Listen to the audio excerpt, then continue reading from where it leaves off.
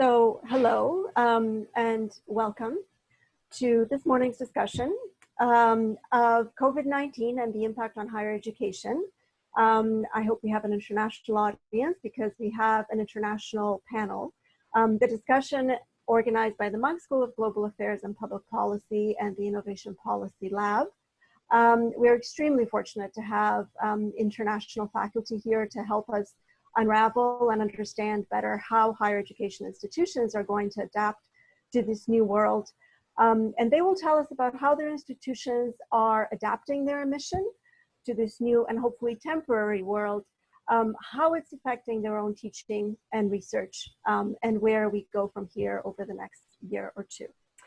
So let me introduce myself and our panel.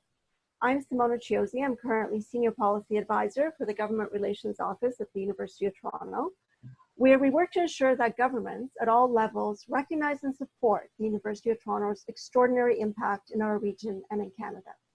I'm also a longtime journalist. I've worked in print, broadcast, and online.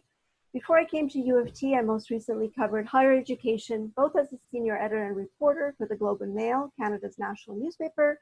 And I really got a chance in that role to see up close how people in our higher education institutions battle to help the public and the media understand what happens in our universities. So thank you to the Monk School and the Innovation Policy Lab for inviting me. I'll turn to Shiri Bresnitz first. I'll introduce all our panelists, and then we'll have an opportunity to hear from them and to ask questions. Shiri Bresnitz is Associate Professor at Monk School of Global Affairs and Public Policy. She's an economic geography who specializes in innovation, technology commercialization, and regional economic development. Her research is at the critical intersection of theory and policy to fit the new realities of globalization.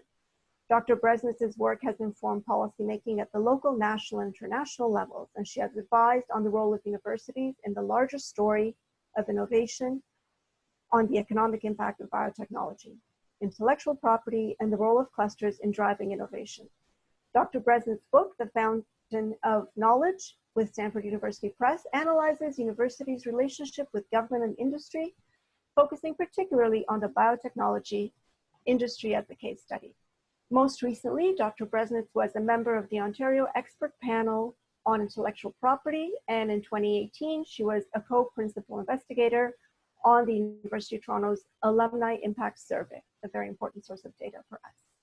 Heike Meyer is Professor of Economic Geography at the University of Bern in Switzerland, and she's also co-director of the University of Bern's Center for Regional Economic Development. Her research is in local and regional economic development with a particular focus on the dynamics of innovation, on entrepreneurship, placemaking, and sustainability. Dr. Heike is author of the book Entrepreneurship and Innovation in Second-Tier Regions, and co-author of the book Small Town Sustainability, as well as the co-author of the book The Political Economy of Capital Cities. Don Siegel is Foundation Professor and Director, School of Public Affairs, Arizona State University. From 2008 to 2016, Don served as Dean of the School of Business at the University of Albany, chaired the Economic Department of the University of Nottingham, and served as Associate Dean for Graduate Studies at the University of California, Riverside. Dr. Siegel has published 128 journal articles, 21 book chapters, and 12 books on issues relating to university technology, transfer, entrepreneurship, the effects of corporate governance on performance, productivity analysis, the economic effects of gambling, and corporate and environmental social responsibility. He's also advised governments and government organizations, including the UN, National Research Council, the Council on Competitiveness, the UK, Italian, and Swedish governments, the Department of Justice, and the Environmental Protection Agency. And we are also joined by Elvira Uraya, Leader in Innovation Policy and Strategy at the Alliance Manchester Business School at the University of Manchester, where she is also co-director of the Manchester Institute of Innovation Research. Elvira is also a visiting professor at the Mons Center for Innovation and Regional Development. She's also a visiting professor at the Western Norway University of Applied Sciences and a visiting fellow at the Center for Innovation Management Research of Birkbeck University of London. Dr. Yar's research and teaching center mainly in the area of innovation and regional development, including the role of universities on regional economies, areas in which she has published widely. So thank you again to all our panelists. I will also point out to our audience that as the conversation gets underway, please feel free, and we encourage you to submit your questions through these channels. You can reach us on Zoom with the built-in Q&A feature, on Twitter with the hashtag Monk Talks, and of course on email at events@monku.toronto. And there are the contacts where you can submit questions. So we look forward to having the audience involved in that discussion. So without further ado, I wonder if we can maybe set the stage a little bit for our audience by really giving, if the panelists can maybe just give us a perspective of what the situation of the universities is currently through the COVID-19 pandemic, what kind of challenges their institutions have faced within the comparative national context, and how are those challenges being managed, and how are you looking at how long we're going, these challenges and opportunities are going to be with us? What change have you seen? How long is that change going to last from your perspective? Maybe I'll start with Shiri. I'll start in the same way that we introduced it. That would be great. Thank you, Shiri. I get the home advantage. Okay.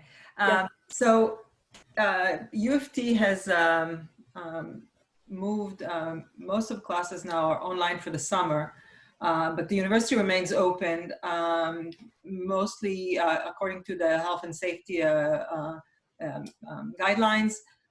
We are doing teaching, summer teaching. The residencies are open for students, and there's critical research, which means only labs that are defined by provincial order to be critical are open. All libraries are closed, and all the university buildings are closed for the public at the moment. Everybody is working on setting our classes for the fall. At the Masters of Global Affairs, for example, we are working on, who's going to move for full online teaching, who's going to move for flipped classes. So there's a lot of work going on at the school at the moment, trying to think about our options for next year. The good thing to know is that residencies are going to be open for students, both international and domestic students in the fall, even though the university has canceled travel for students until December. But we are ready to start the semester as planned. I can tell you that for me, it's going to be difficult. It's going to be a lot of work this summer because I usually teach seminars and I teach face-to-face. I don't even use PowerPoints. So I'm starting from scratch this summer, and I'm taking all these webinars about with different companies, trying to figure out what I can do. Case studies. I've been talking to colleagues around the world about, I'll teach a lecture for you. Maybe I can use your recorded lecture on specific topic. Thinking about how we can engage our students, because we can say online is not different, but it is a little bit different, especially in small seminars when you have to see the reactions of the students and to understand, how are they understanding what we're talking about? Are they engaged? What do I need to do as a faculty, right? Which is, I think, harder in the online. And I'm learning about all these tools that are available for us to use, and hoping we're going to try and do the best work that we can. Great. And I think we can sort of come back to that theme of how the students and the faculty are adjusting together. Heike, would you like to tell us what is happening in Switzerland? Yeah, I'm at the University of Bern. We have about 17,000 students, and we closed the university very early on. I think March 17, it was announced that all universities in Switzerland had to close. One of the reasons was to reduce mobility in the country, and they remain closed until June 8. So we just are gradually coming back. But in the meantime, we already opened labs, and we didn't restrict to critical research. So we have at our university a system where we have to apply for permits to go back to the labs and do research. So I think this has been a little bit less strict.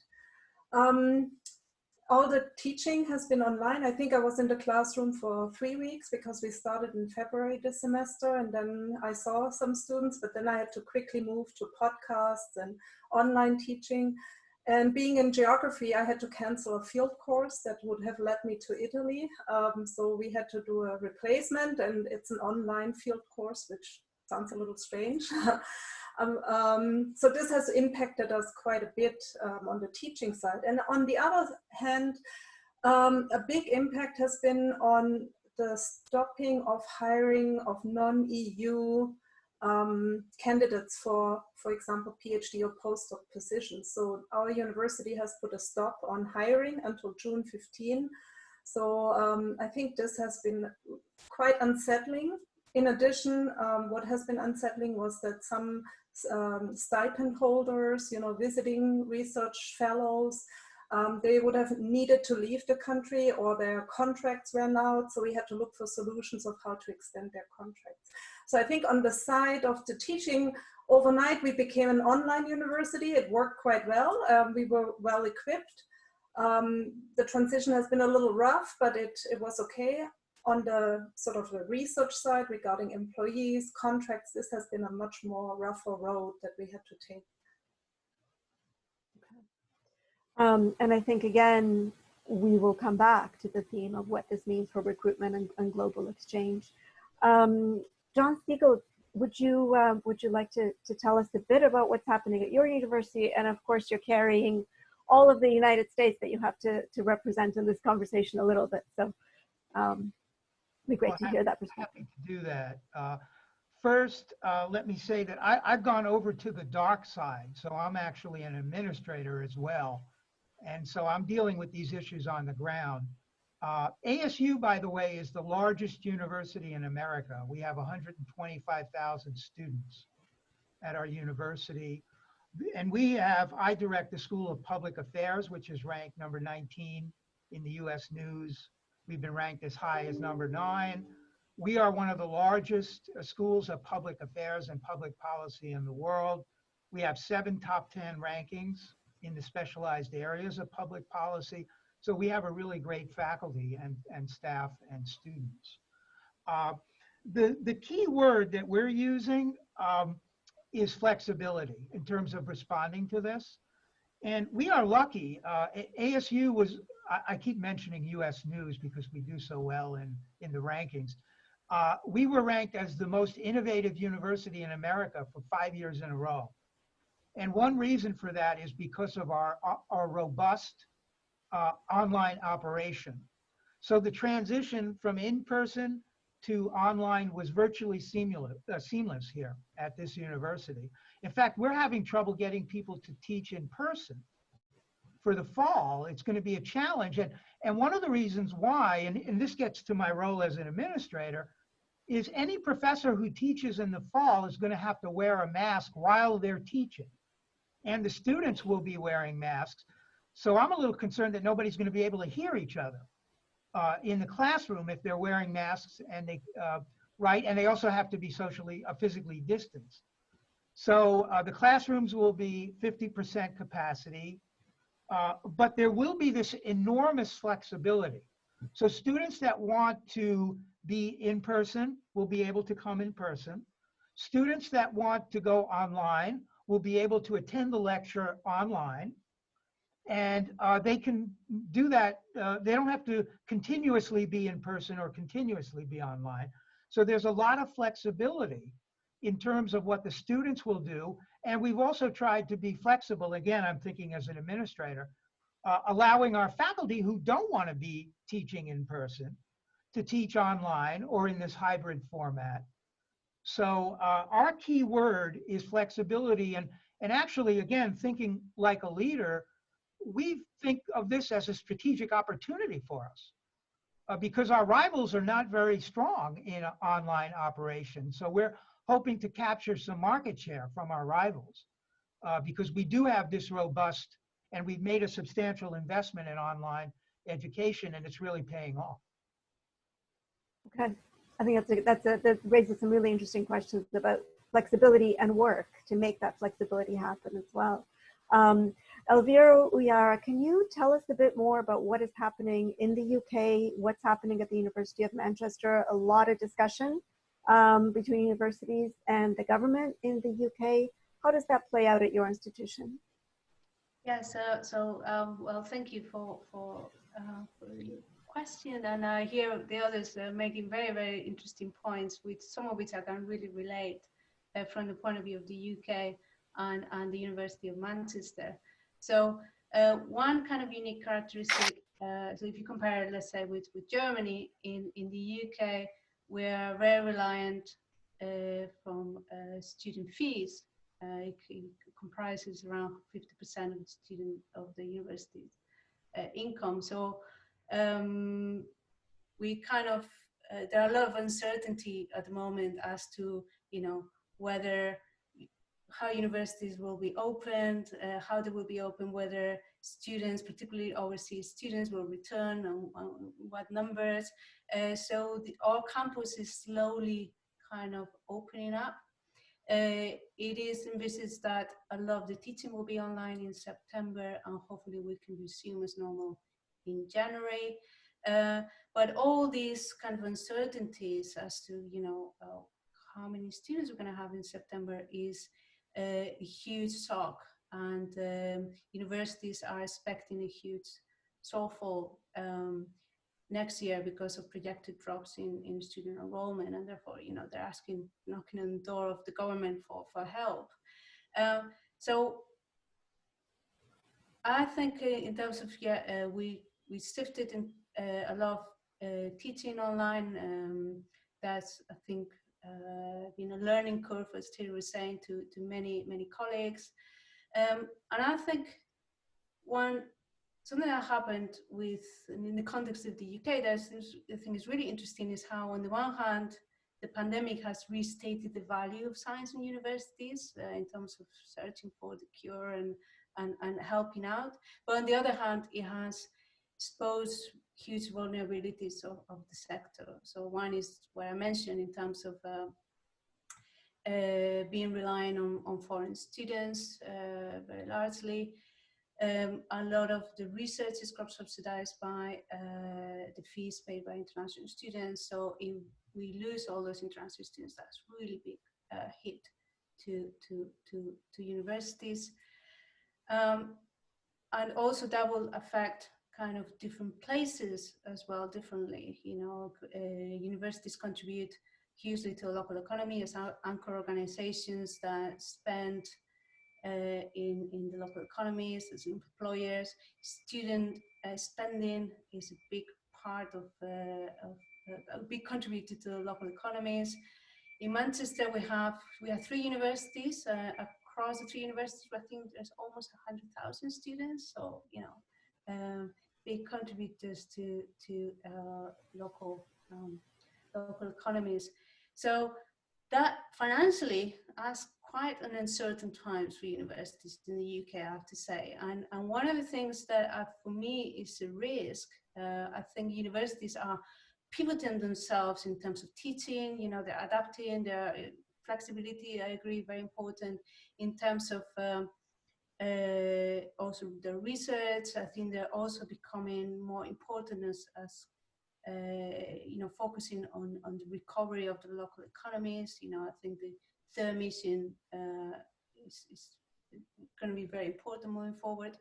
But one of the risks, I think, and I finish with this point, which worries me, is that as universities kind of try to balance their books, if you like, they might kind of make short-term decisions that might have very negative, long-term, irreversible consequences in terms of, for instance, hiring of staff and support for early career researchers.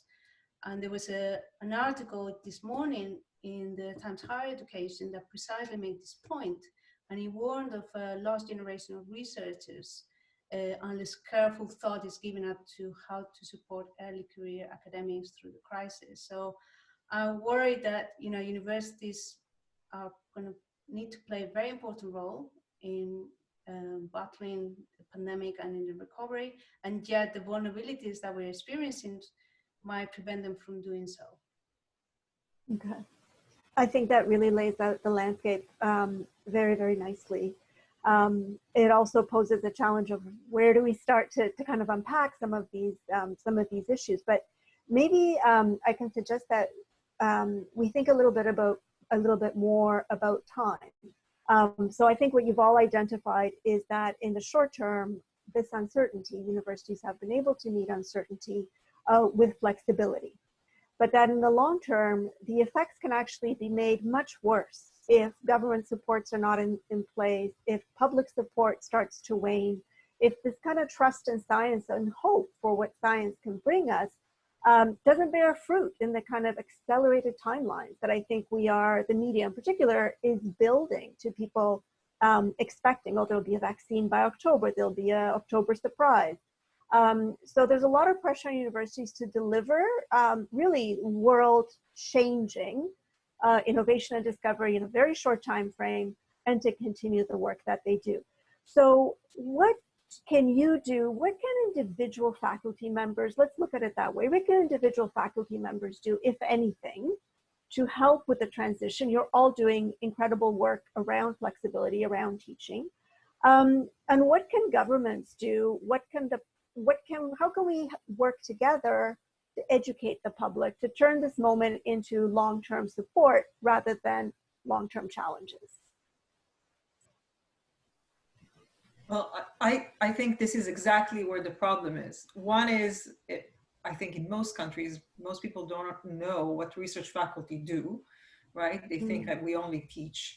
But if you think about the role of the universities over time, teaching is, it's a big part of our job, but we do a lot of research and we do a lot of engagement in the community. And this is something we are not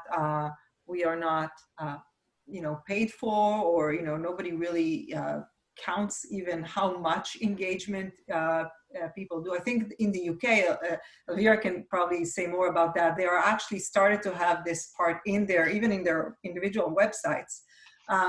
But, most of us are engaged in the community, whether it's working with community groups on one side, working with governments on policy issues.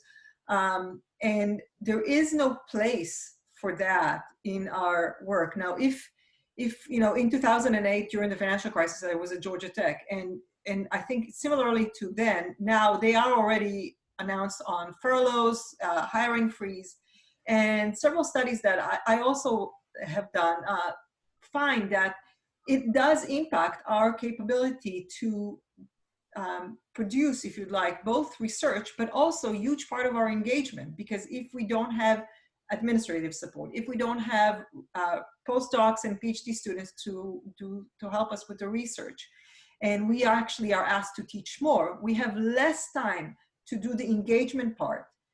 So, we tend to look at universities as bricks and mortars, but they are way more than that. And I think we need to remember that, and on the side of, yes, we can do it. And I agree with Don, we need to be flexible. And, some of us are less flexible than others, and it is important. And I think it's really important, especially with the international community of students that most of us see in our institutions.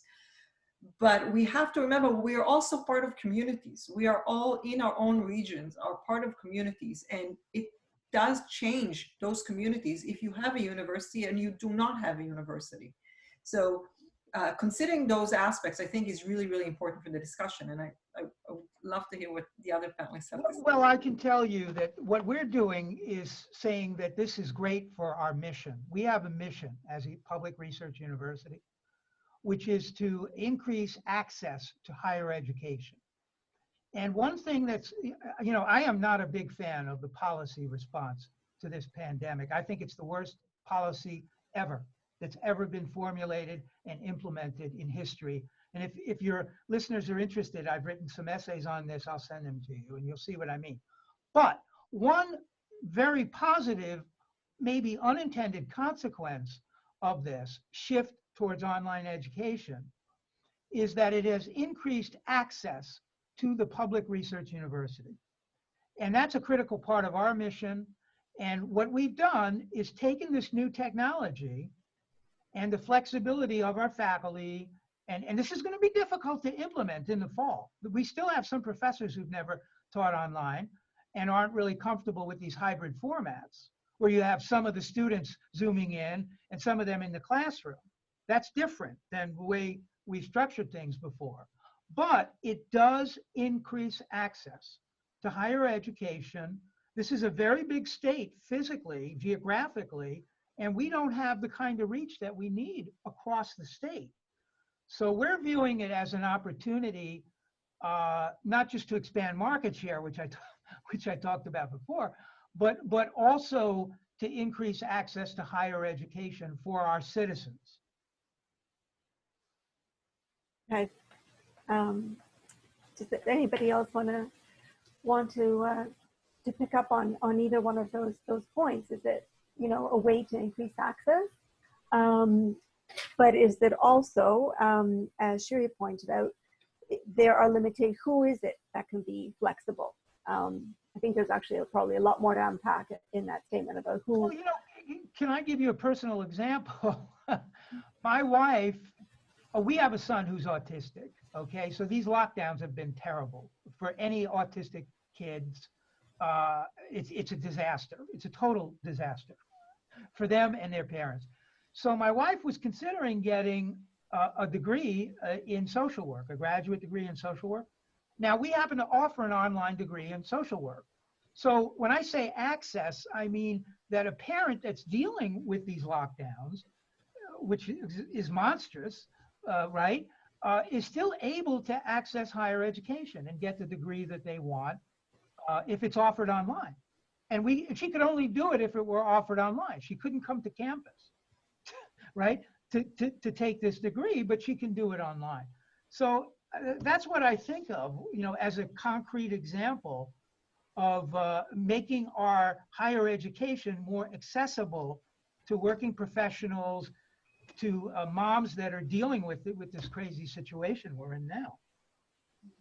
We have a question that kind of picks up on some of these on some of these themes, and it's around e-learning. So this flexibility, is it also a source of competitive pressure on universities? Because, I mean, we remember this discussion around online education came around with MOOCs, seems like almost a decade ago now, and that was going to transform and disrupt the system. Is this the disruption that we thought MOOCs were going to be? Not in our case. I think for us, the teaching in the classroom is still very important. I think in Germany, there was even a petition that professors could sign that this push doesn't increase the pressure towards online teaching.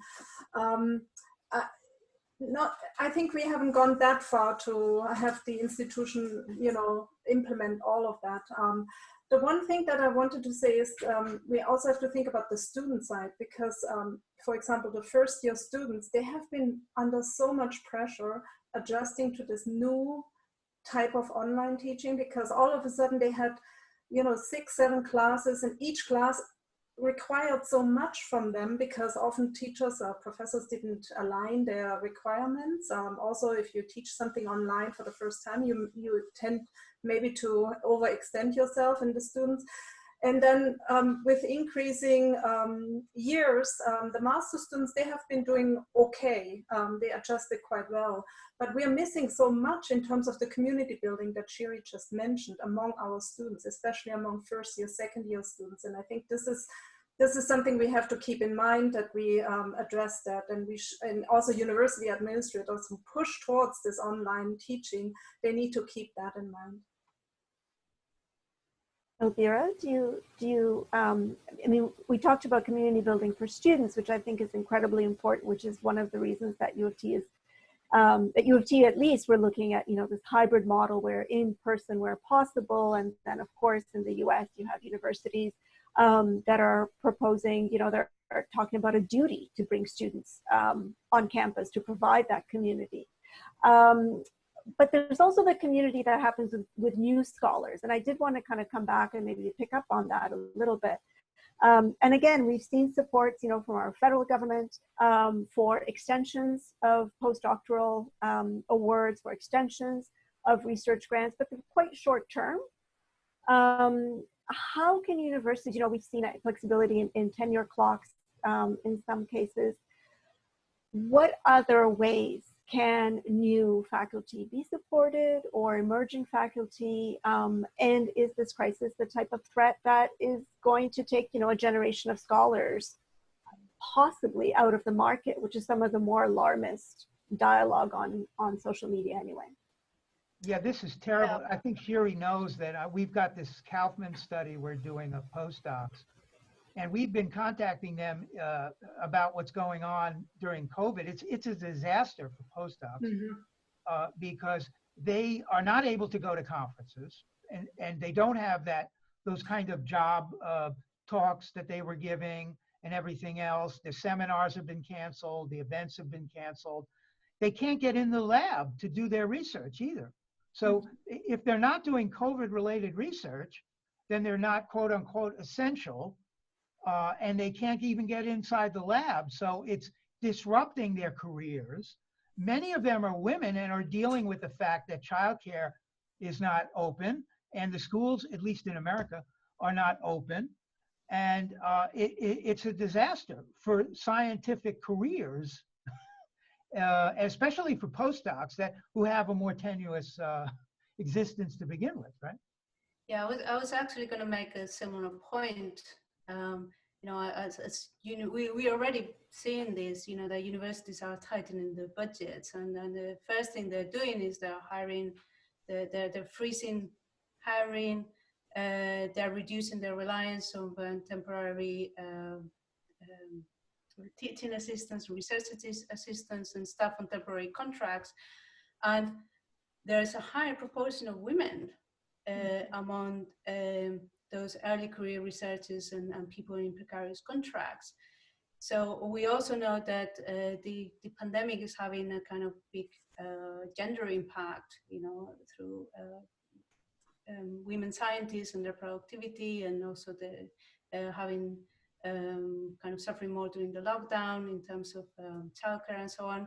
So I really fear that a lot of the advances that have been made in terms of equality and diversity in the last few years in universities are going to be wiped out because of kind of this financial pressure of universities, and these will have a long-lasting impact on early career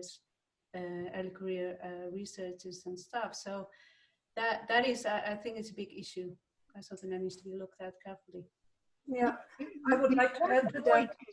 Is that anyone Hey, subjects, anyone who's working with human subjects is having trouble doing their research. That's all I want to say. Yep.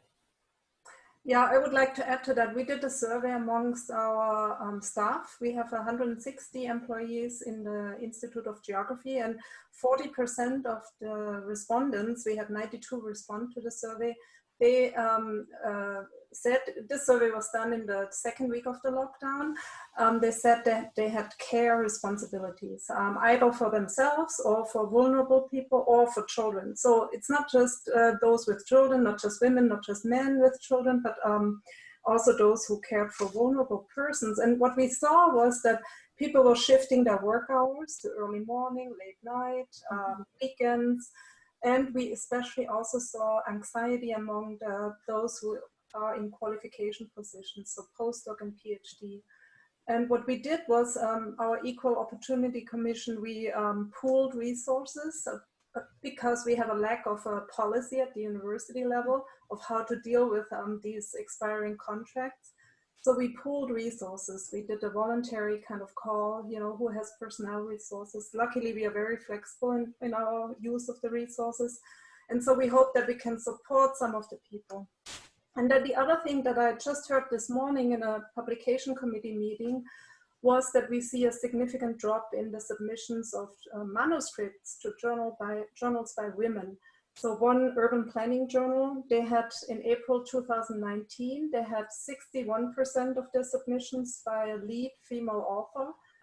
Now in April 2020, it was down to 33%. So and in May, the same kind of proportionate decrease in the submission. So I think what we are seeing now is that journals are starting to publish this data, which I think is very important. They need to write editorials. Each journal needs to write an editorial about these numbers. And then we need to utilize that in promotion, you know, hiring committees, and perhaps people have to note on their CV, you know, career break due to COVID or something like that. So I think we need to act as an institution, as the university, but also as societies. So for example, Regional Studies Association, that's where we talked about that. They need to act in a cohesive manner to address this issue. Okay. I mean, I think one of the interesting things here is that the structures of universities and university recognition make it very difficult to accommodate this kind of impact that's really somewhat differentiated between differently situated faculty members and even students, right, who has access to, we see this at the K-12 level, who has a setup, who is able to access the online education. And I think Dawn's point around increasing access to this technology can perhaps, you know, cut both ways. One of the other questions that's coming up from the audience is around a different type of structure, which is the funding structure. The big question here, funding structure of universities, both questions about tuition costs and can the tuition fees be maintained if delivery is primarily online, and bigger questions about funding structures that are looking to international students, particularly where the international student fees have grown as a percentage of overall university budgets. Obviously there's many proposals around the world to governments about how to support universities through this moment. Is this a moment, again, that is going to lead to a big rethink of how universities are funded or new sources of funding, or will it kind of pass with you know, a helicopter drop from different levels of government? How are those discussions playing out at your university around funding over the next year and funding beyond the next? Well, I'll give you a dirty little secret as an administrator, which is that online education is very profitable. So, and I know it's true because we have one of the largest undergraduate programs in the world. And we make money on our online. Half of our undergraduate students are online. So for universities that are under financial pressure, and every single one is now because of declining state support, online education is going to be the only thing that helps them financially. So that's why it's important to make this transition to more online education from a financial standpoint. I'm not saying it's easy operationally. It's going to be really difficult for more older and more traditional universities to make that transition. But that's going to help a little bit. But, you know, the financial story is really a disaster, you know, because it's the so-called non-essential businesses that pay, like tourism and travel, that provide the tax revenue that gets spent at the universities. And those industries are dead. They're totally dead, as you know, and that's going to hurt public research universities immensely, even if they're not as dependent on the state as we are. Now, one source of revenue in our country, and I'm not sure this is true internationally, is some of the so-called stimulus money, or whatever the recovery money is being channeled back into the universities. And so mainly to the students for financial aid. So I'm not sure how that's playing out internationally, but that's helping us a little bit. Shiri, one of the things you talked about earlier, I think, was the community engagement. Is the community engagement a source of revenue and a source of public support to kind of get through, whether you're looking at industry partnerships, temporary partnerships, or a source to get public support to help universities make the case to government? So community engagement, most of it is not funded. You know, it's not funded. There's no funding for either that or, you know, for example, for commercialization, which is something Dawn and I work a lot on. Mm-hmm. There's no funding for any of these things. That's part of the things, for example, that why in Canada and in Ontario specifically, we are, you know, asking the government to step in. because patents are expensive. But community engagement in particular, it's mostly led by faculty or students, right? Either through projects or through, their own initiatives. But if you take their time to do other things, they will not have time to do community engagement, especially because this is, again, not something that we are promoted on or, evaluated on. So it's not even under the radar of, most institutions. But I want to go back a little bit to what Dawn was saying on regarding the tuition. During the stimulus in, 2008, yes, there was a lot of money, but the competition was also higher. And we actually saw that the results showed that it didn't help much in productivity. Actually, the time was the biggest issue because people had less time. And so we saw more of what Heike was saying about, less publications, less citations, because people just didn't have time to write.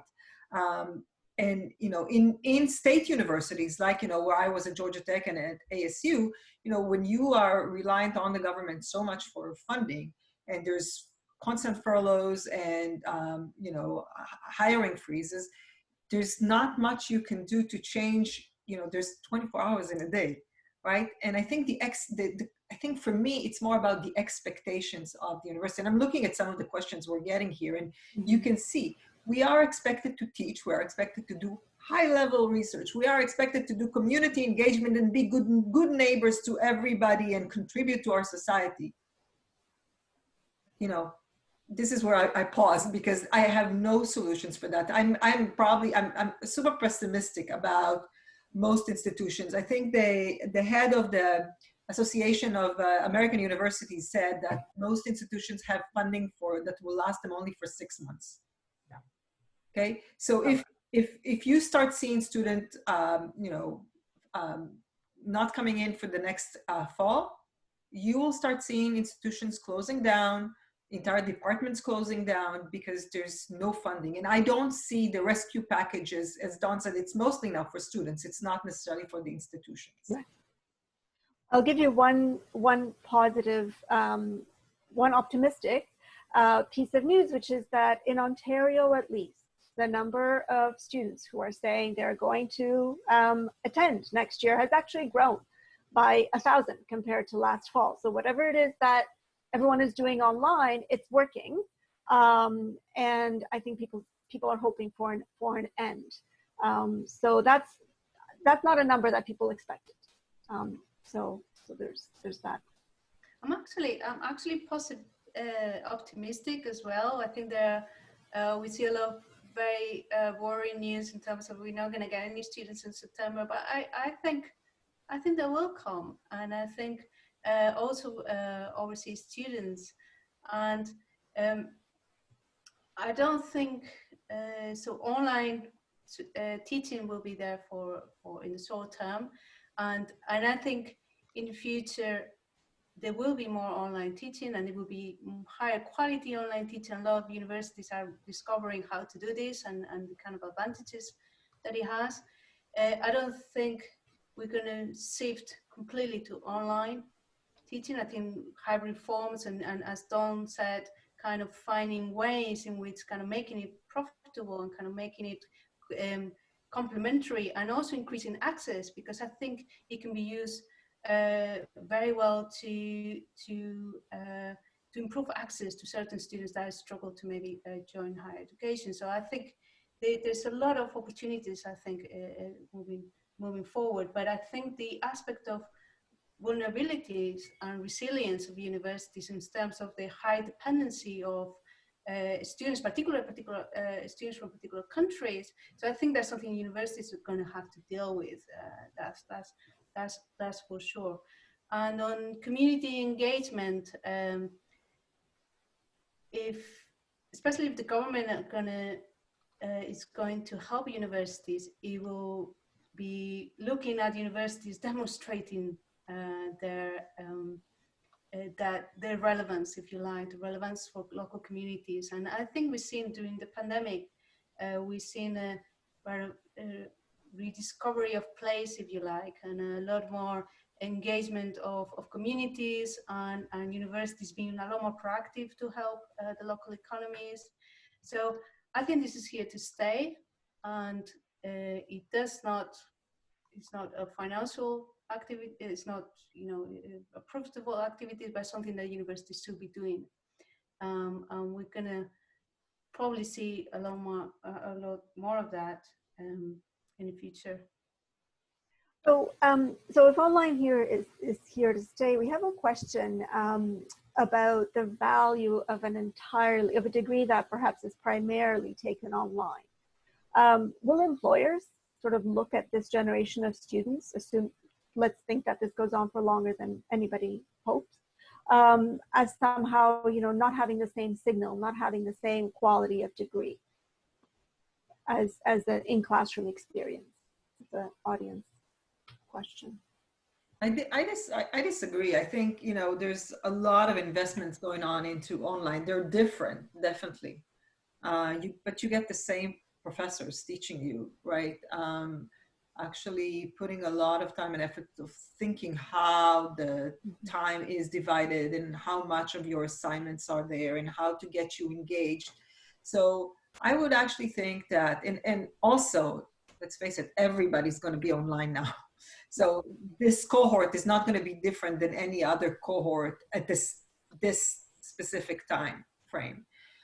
So it's really about how much they are willing to be engaged. And I would say, like Heike was saying, they're going to be 6 or 7 hours a day online. You know, the Zoom fatigue is horrible. Like, there's already studies on its impact on our mental health. So students that are able to do this, I think they should get more credit than less from employers for actually achieving this online. There's a related question, which is, you know, how do you ensure, and it sounds like everyone's working on this, how do you ensure undergraduate students are forming learning communities when they're going through courses online, particularly as restrictions on social distancing begin to be lifted, so you can have 4 or 5 people get together in learning communities? How do you go about that? Well, I think that's a very important question, because most of you know that a lot of classroom experiences these days involves working in teams. So I've never actually taught online, so I'm not sure how you arrange that online, teamwork, working in teams, and how that's going to be done.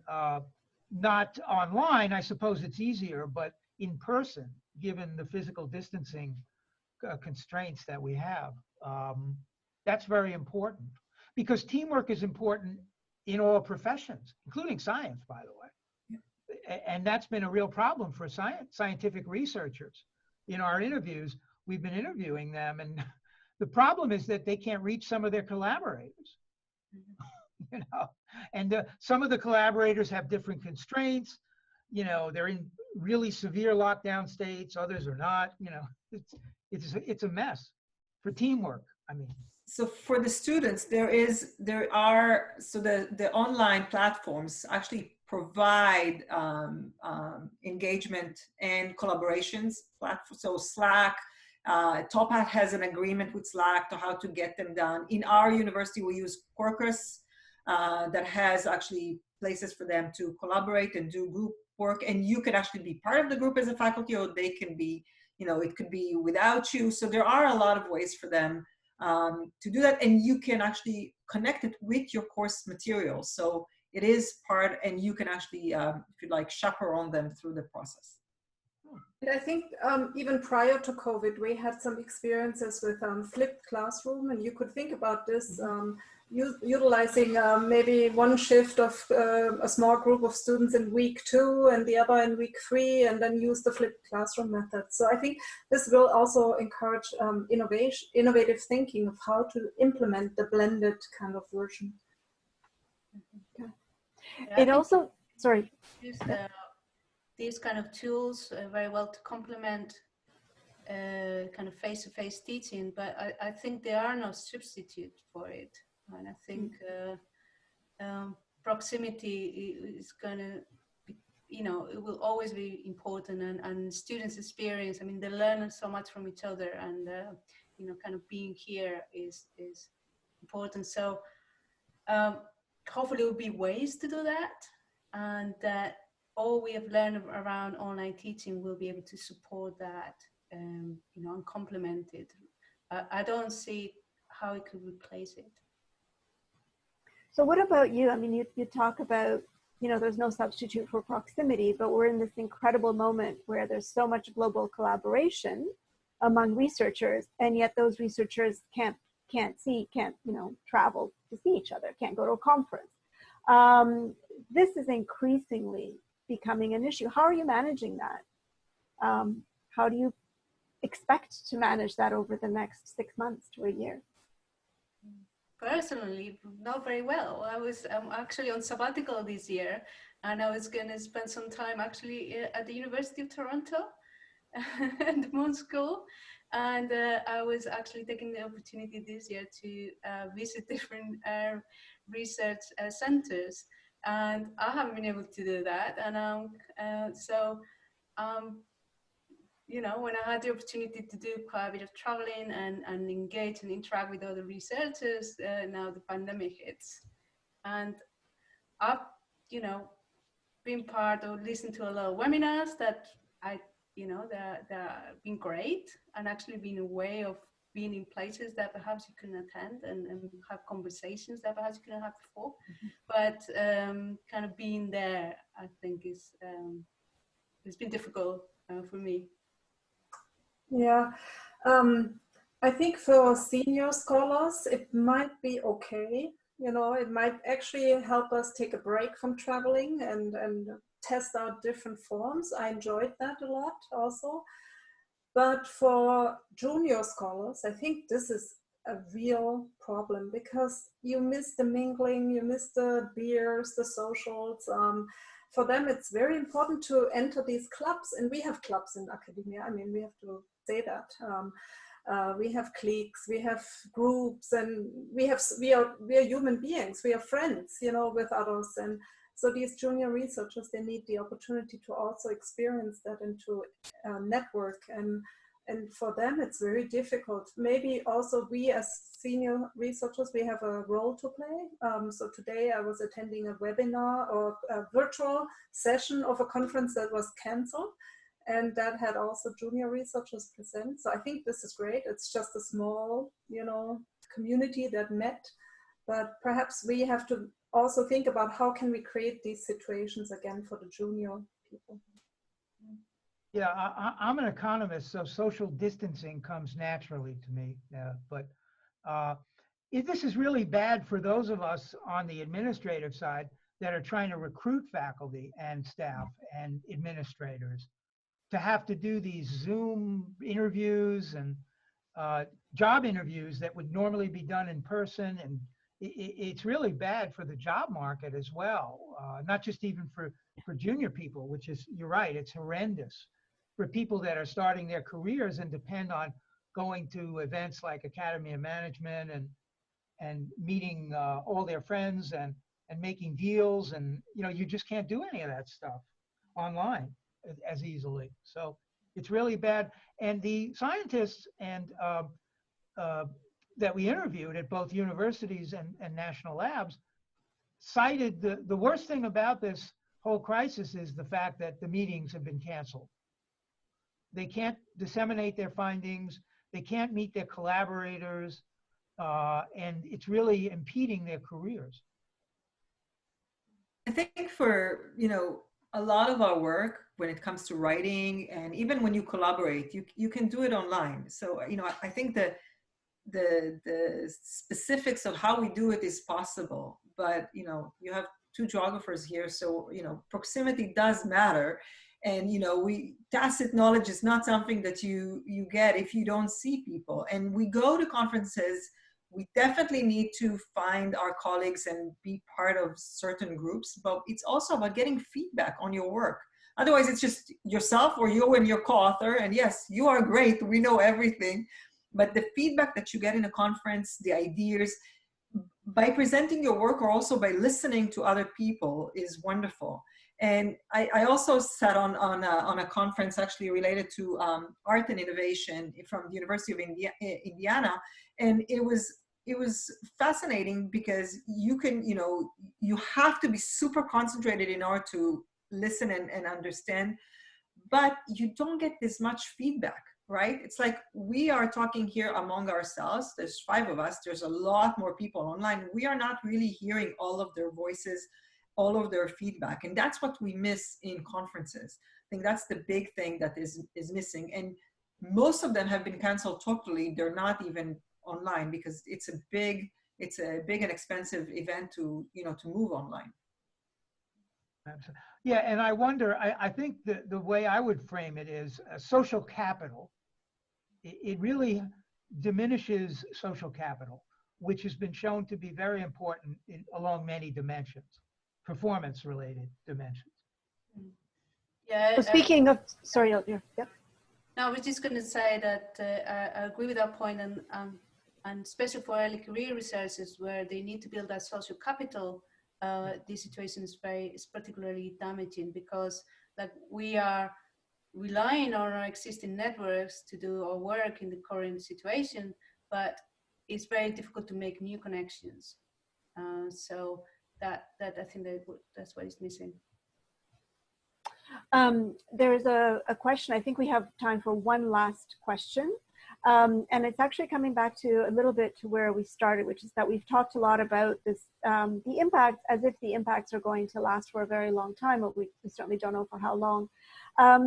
Is there an opportunity to mitigate the situation by focusing on what we can do now, on perhaps thinking, this is not going to last that long? What can we do to mitigate all of the impacts that you talked about on universities, on staff, on students, and on faculty like yourselves, and assume that in the long term, the old normal is going to be the new normal? Well, I would like to say that if we have more faculty and students that want to go back to the old normal, I think this can be market driven. I think if there's a demand from faculty and staff to be back on campus, and for students to be on campus, and go back to the old style of teaching, I think we'll respond to it. That would be great from my perspective.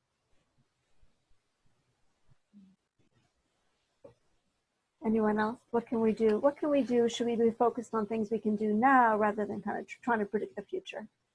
I think we are already doing a lot, in fact. Yeah. I think universities are mobilizing all the 3 missions to kind of address the current situation and also kind of working towards recovery.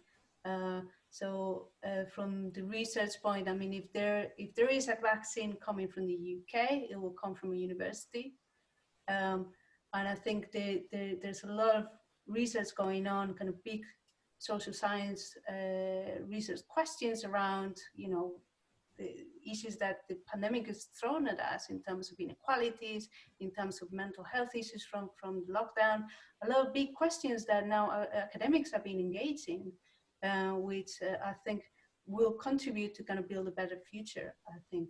And also from the education side, I think kind of adding more flexibility, but also pivoting our teaching perhaps to solve these questions and be more multidisciplinary perhaps is going to be really important. So I think there's already a lot happening and that we can kind of build on in the future, in all the missions of the university. So I don't know if that answers your question. Yeah. I think it's, we are doing a lot, and I think we need patience. We need the flexibility that Don was talking about, but we also need patience because even just installing all the technology in all of our classrooms is expensive and it takes time. Changing the courses, understanding that not everybody can be in class, both students and faculty. So for me, patience is, both from the side of the faculty and staff, but also from the side of students. We're getting all these requests all the time from students and, why don't you do that? Why don't, there's a lot of other variables that are beyond our ability to change. And so I think as long as everybody understands that there is good intentions on all sides to try and solve this the best we can, then I think we will get to the fall semester and be able to deliver all different kinds of courses, whether we're open or, you know, we're doing it all online. But we need that understanding from both sides that, you know, it's going to take time and it's going to take some adjusting for everybody. Yeah, and I think we need to also remember that universities are physical places. You know, this lawn behind me usually buzzes with people when the weather is nice, and there's conversations. And what Elvira said about multidisciplinarity, it only happens when we meet and when we talk to each other, and we do that across the disciplines, and we cannot do that online because we stay in our silos. So I think over the long run, the university has to remember that it's a physical building in a community where people come together and need to talk. Okay. So I think with that, with this sort of hope that there'll be, you know, maybe a moment where this conversation can be picked up again in person, and maybe that time is not so long ago. We can see how everybody kind of made it through this period of extraordinary change, but perhaps temporary extraordinary change. We'll leave it there. I think I've really enjoyed hearing your perspectives and bringing those, you know, and sharing everyone's perspectives and comparing those with where we are in Canada. And I think what we hear very clearly is how much work and effort is going into making that experience for students work for them, and how much care and thought is being given to how faculty are interacting with each other and how to kind of bring the institution along to a new future, whatever that future looks like, hopefully a good future. So thank you very much to the Monk School, to Heike Meyer, to Shuri Bresnitz, to Elvira Uyara, and to Don Siegel, and to the audience for joining us. If you have any comments, again, the channels that you can contact us will be up on the screen in a moment. And you can give us comments or feedback via email as well. Thanks again. I very much enjoyed this conversation. Have a great afternoon. Thank you. Thank you. Thank you.